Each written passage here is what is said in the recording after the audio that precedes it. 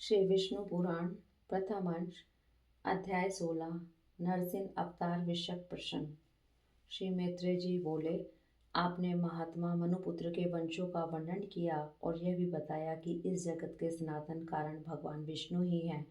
किंतु भगवान, आपने जो कहा कि दैत्य श्रेष्ठ प्रहलाद जी को न तो अग्नि ने ही भस्म किया और न ही अस्त्र शस्त्रों ने आघात किए जाने पर ही अपने प्राणों को छोड़ा, तथा पाशबद्ध होकर समुद्र के जल में पड़े रहने पर भी उनके हिलने डुलने हुए अंगों से आहत होकर पृथ्वी डगमगाने लगी और शरीर पर पत्थरों की बौछार पड़ने पर भी वे नहीं मरे।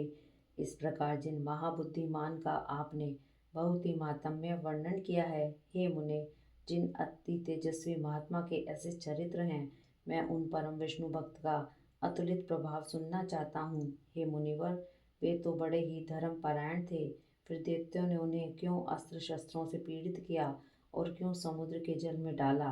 उन्होंने किस लिए उन्हें पर्वतों से दबाया, किस कारण सर्पों से डसाया, क्यों पर्वत शिखर से गिराया और क्यों अग्नि में डलवाया? उन महादैत्यों ने उन्हें दिग्गजों के दांतों से क्यों रुंधवाया और क्यों सर्वशोषक वायु को उनके लिए नियुक्त किया? हे मुने, उन पर दैत्य गुरुओं ने किस लिए कृत्या का प्रयोग किया और शंबरासुर को क्यों अपनी शस्त्रों मायाओं का वार किया?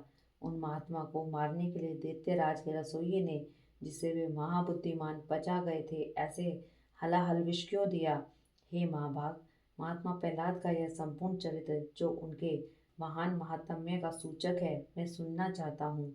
यदि दैत्यगण उन्हें नहीं मार सके तो इसका मुझे कोई आश्चर्य नहीं, क्योंकि जिसका मन अनन्य भाव से भगवान विष्णु में लगा हुआ है, उसको भला कौन मार सकता है?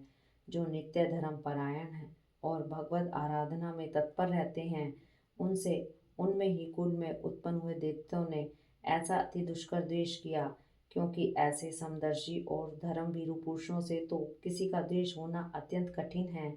उन धर्मात्मा महाभाग मत्सरहीन विष्णु भक्त को दैत्यों ने किस कारण से इतना कष्ट दिया, सो आप मुझसे कहिए।